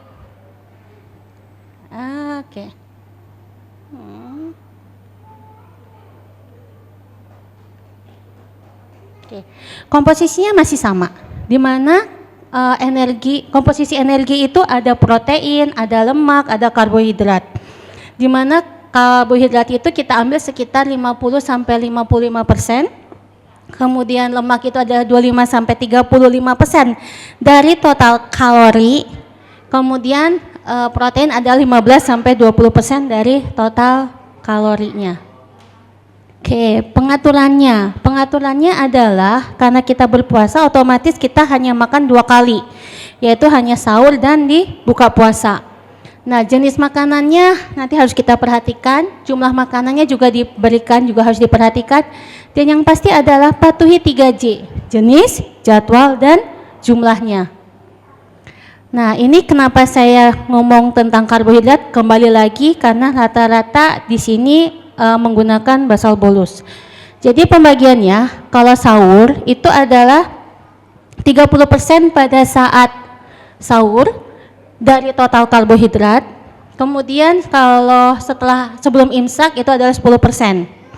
Kemudian pas buka puasa itu 10% sebelum sholat maghrib, setelah sholat maghrib 40%, dan setelah sholat tarawih itu adalah 10%. Jadi kalau mau ngafalin, sahur itu 40%, kemudian buka puasa itu 50%, ya. 50% dari mana? Sebelum sholat maghrib dan setelah sholat maghrib, dan sisa 10%-nya adalah setelah sholat tarawih. Jadi kalau saya bilang snack biasanya. Oke, kenapa karbohidrat? Karena merupakan salah satu metode perencanaan makanan yang digunakan oleh diabetisi. Yang dihitung adalah karbohidratnya. Jadi, saya bolak-balik bicara, kalau kita pakai basal bolus yang ada pit-pitnya, Novorapid, Apidra, apa namanya itu, atau sama Levomir, itu kacamata kuda kita adalah karbohidrat. Jangan lihat kalori, karena belum tentu kalori itu kan ada protein, lemak sama karbo. Ya, jadi kalau anak saya pakai basal bolus, mama jangan lihatnya kalori, nanti di nutrition fact, tapi yang dilihat adalah karbohidratnya. Ya, kacamata kuda kalau saya bilang. Kenapa karbohidrat sangat pengaruh? Karena dia 1-2 jam 90% karbohidrat itu akan menjadi glukosa atau gula. Makanya kalau misalnya kita hipo atau adik-adik hipo, itu yang dikejar adalah glukosa. Tadi seperti Dokter Nanis bilang, kalau hipo apa? Teh manis, permen, apapun yang di depan mata. Kalau kita bilang itu haram, saya bilang sih haram ya, kayak kan kalau untuk diabetes sih, kalau itu kan pasti nggak boleh minum teh manis, nggak boleh manis-manis. Nah tapi kalau dalam kondisi hipo, apa yang depan mata bapak atau ibu atau adik-adik semua saya katakan itu halal. Halal, bener. Mau makan coklat halal, tapi hati-hati. Ini kadang-kadang kalau Tante Retno ngomong halal, jadi mainan buat adik-adik. Mama aku hipo, mama aku hipo gitu. Maunya apa? Mau makan es krim. Ya, tahu-tahu nangis di depan ya di dalam Indomart misalnya. Saya ngambil Indomart, ngejegurok makan es krim. Pinginnya terus dengan alasan hipo. Ya, mungkin itu jadi momok. Jadi hati-hati kalau misalnya ada yang ngerayu kayak gitu, senjatanya adalah coba cek gula darahnya dulu. Ya, nanti kalau benar hipo ya udah mah, gak ada excuse lagi, udah hajar kalau saya bilang seperti itu. Oke. Kemudian indeks glikemik dan glycemic load.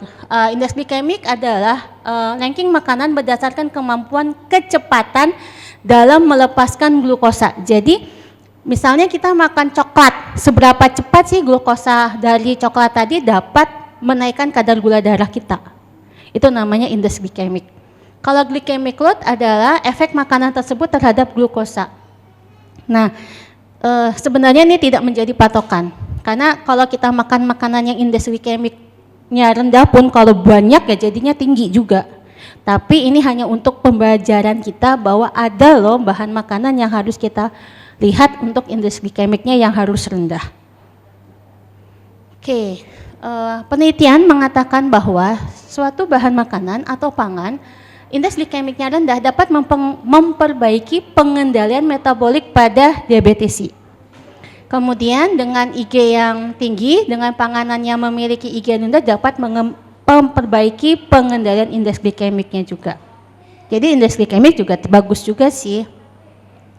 Oke, ambil contoh kayak kenapa sih bilang Tante Retno, ada yang nanya, Tante Retno roti gandum sama roti putih bagusan mana?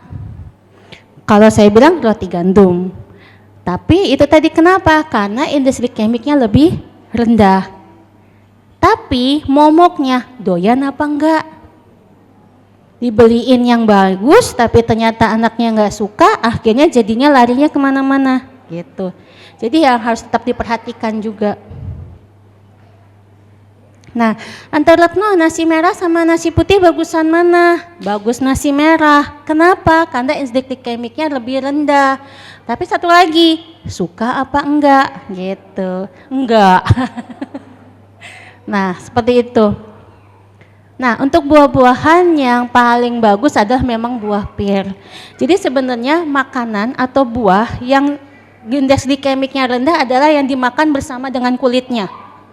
Kayak kita makan buah pir, buah apel, itu kan pasti dengan kulit ya, rata-rata ya. Kalau mangga indeks glikemiknya lumayan tinggi. Dia setengah, dia sama kayak, kurang lebih kayak anggur. Ya, tapi nggak apa-apa masih 11. Tapi nanti dihitung karbohidratnya. Oke, siap. Nah, masuk ke daftar bahan makanan penukar. Hati-hati, semua makanan di dunia ini yang tidak ada karbohidratnya itu hanya protein hewani dan lemak. Ingat, yang tidak ada karbohidratnya adalah protein hewani dan lemak. Jadi mau makan apapun pasti ada karbohidratnya, termasuk buah sama sayur. Jadi ada yang salah persepsi, Tante Retno, boleh dong dia makan sayur banyak, dia DM nih, boleh dong makan sayur banyak sama buah banyak, kan bagus. Ingat, dia ada karbonya juga, seperti itu. Nah, tadi yang saya sudah jelaskan bahwa karbohidrat yang paling pertama adalah hidrat arang. Hidrat arang itu bisa nasi, bisa roti tawar, di mana kalau saya di sini pakainya adalah penukar. Ambil contoh. Sorry. Nah, tadi kita lihat nasi 100 gram itu karbohidratnya adalah 40. Ya, jadi nanti setelah ini kita belajar seberapa banyak sih nasi 100 gram, segede apa sih, gitu ya. Terus kemudian roti tawar 1 tangkep itu karbohidratnya 40. Ini adalah daftar bahan makanan penukar. Nanti insya Allah pas lagi kita workshop akan saya bagikan daftar bahan makanan penukar, jadi buat belajar.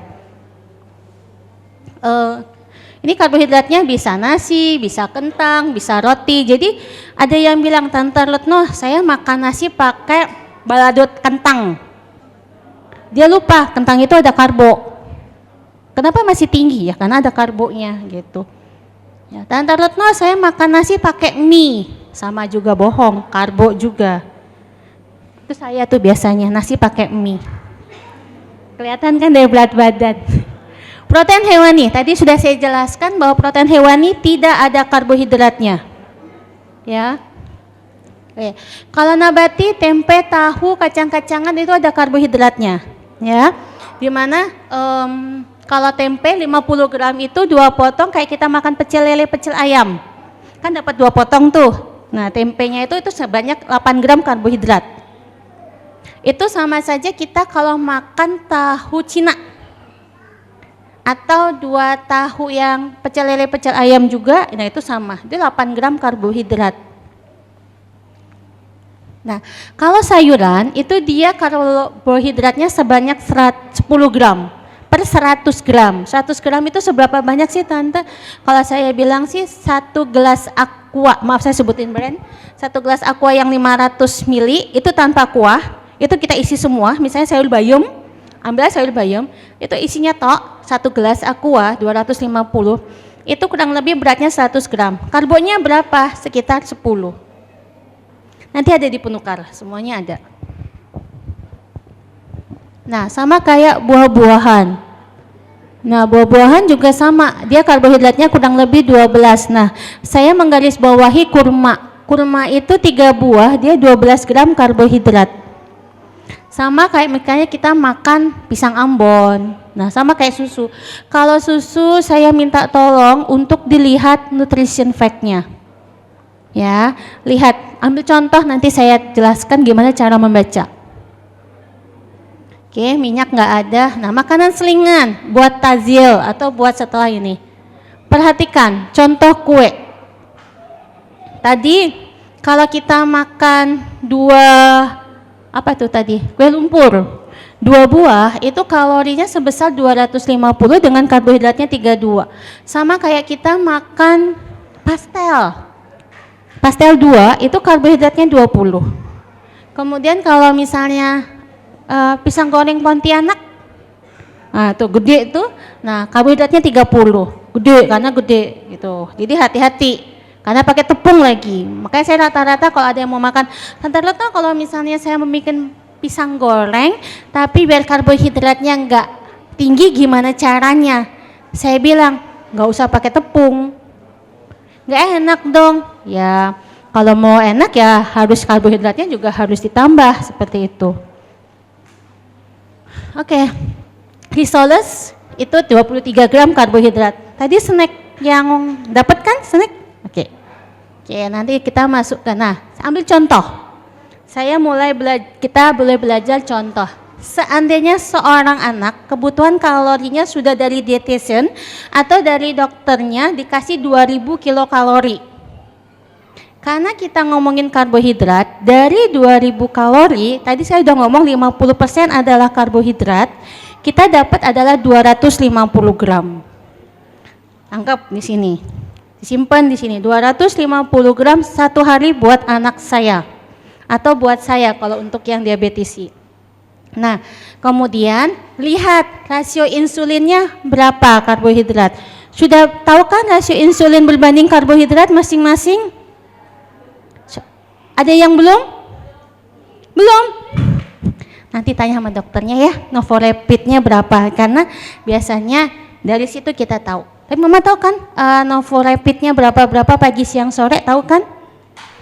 Tahu. Nah, nanti dari situ kita belajar ya Mam ya, untuk menentukan rasio insulin berbanding karbohidrat. Ya. Nah, ibaratkan satu insulin adalah 21 gram karbohidrat. Artinya adalah satu unit insulin itu mengcover 21 gram karbohidrat. Sampai di sini, 21 gram karbohidrat hanya untuk satu unit. Oke. Nah, dari tadi kan saya sudah jelaskan, karbohidratnya adalah 250. Kita bagi sahur 30%, karbohidratnya adalah 75, 10% adalah 25, buka puasa sebelum sholat maghrib 25, 10%, sesudah sholat maghrib 40% adalah 100, dan setelah sholat tarawih adalah 25. Oke, contoh. Pada orang pasti ngomong gini, Tante Retno jangan ngomong doang dong, kasih contoh. Oke, saya kasih contoh. Contoh tadi yang 10% imsak. Ambil contoh tadi siapa yang dapat susu di snacknya.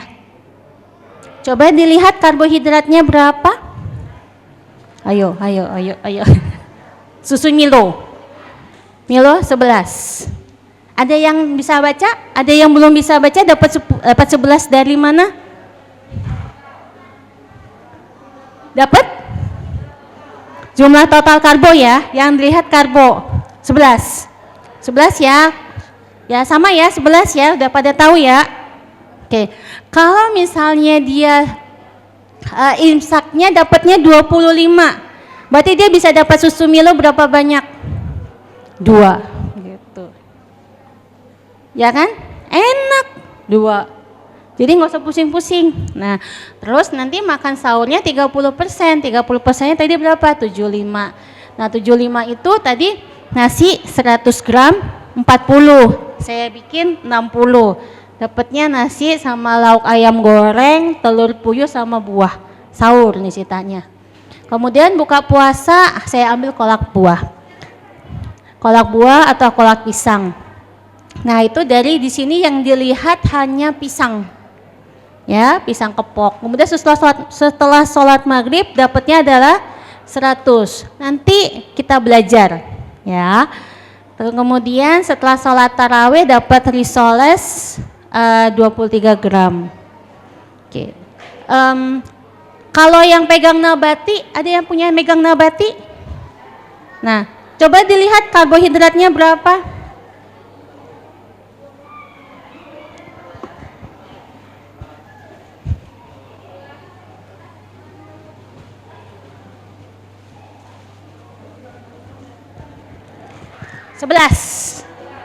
Sebelas gram. Ya, ramai udah. Punten.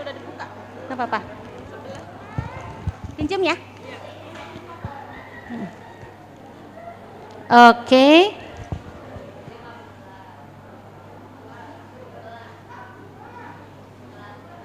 Sebelas per serving. Ingat, per servingnya itu berapa gram? Per servingnya atas. Takaran saji berapa gram? 15 gram. Satu bungkus berapa gram? 2,5-nya. Berarti kalau satu habis berarti 11 dikali 2,5. Enggak, kalau mau habis, kalau misalnya Mama aku mau ngabisin satu ini, berarti 11 dikali 2,5. Berarti sekitar 23 ya.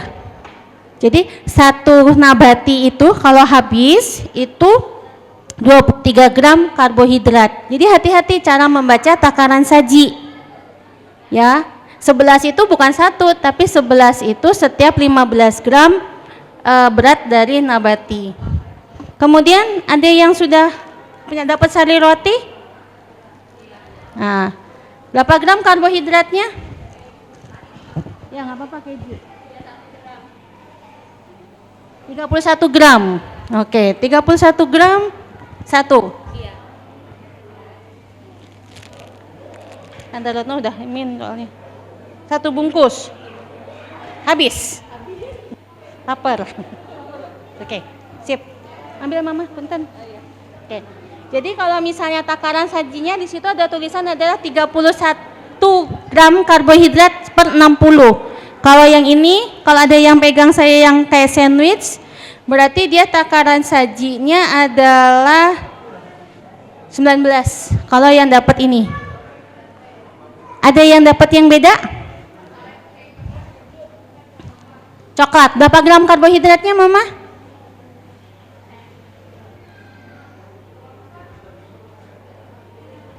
16 per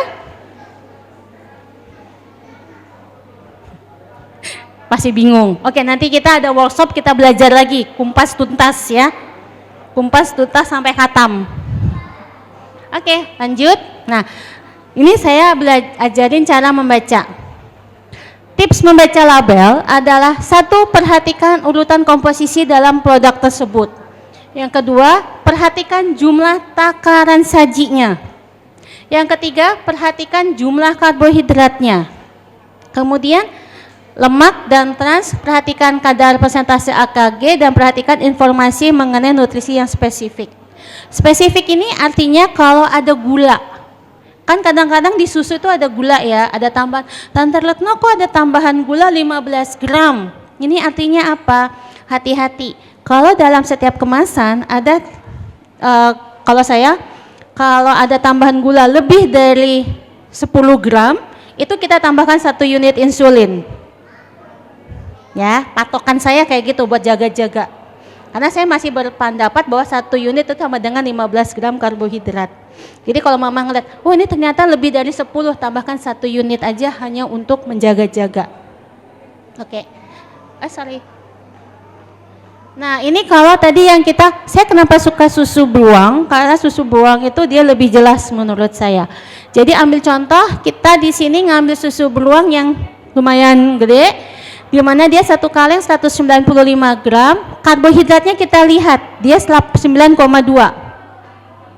Sorry. Kelihatan ya? Sorry. Kelihatan kan? 92 gram karbohidrat. Artinya 1 kaleng itu takaran saji, ini yang merah-merahnya mana ya? Pointernya yang mana?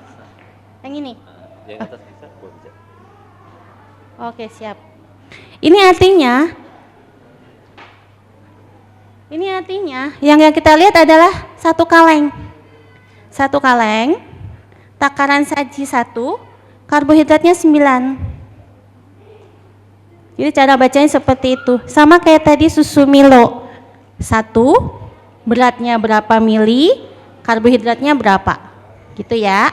Nah, seandainya kalau tadi kita bilang imsaknya 25. Jadi dia bisa nambah susu sama 2 crackers. Kayak gitu. Nah, Tante Retno kalau misalnya ketemunya bubuk. Bubuk gimana? Cara bacanya adalah kita lihat 3 sendok makan. Setiap 3 sendok makan, karbohidratnya langsung kita lihat 14.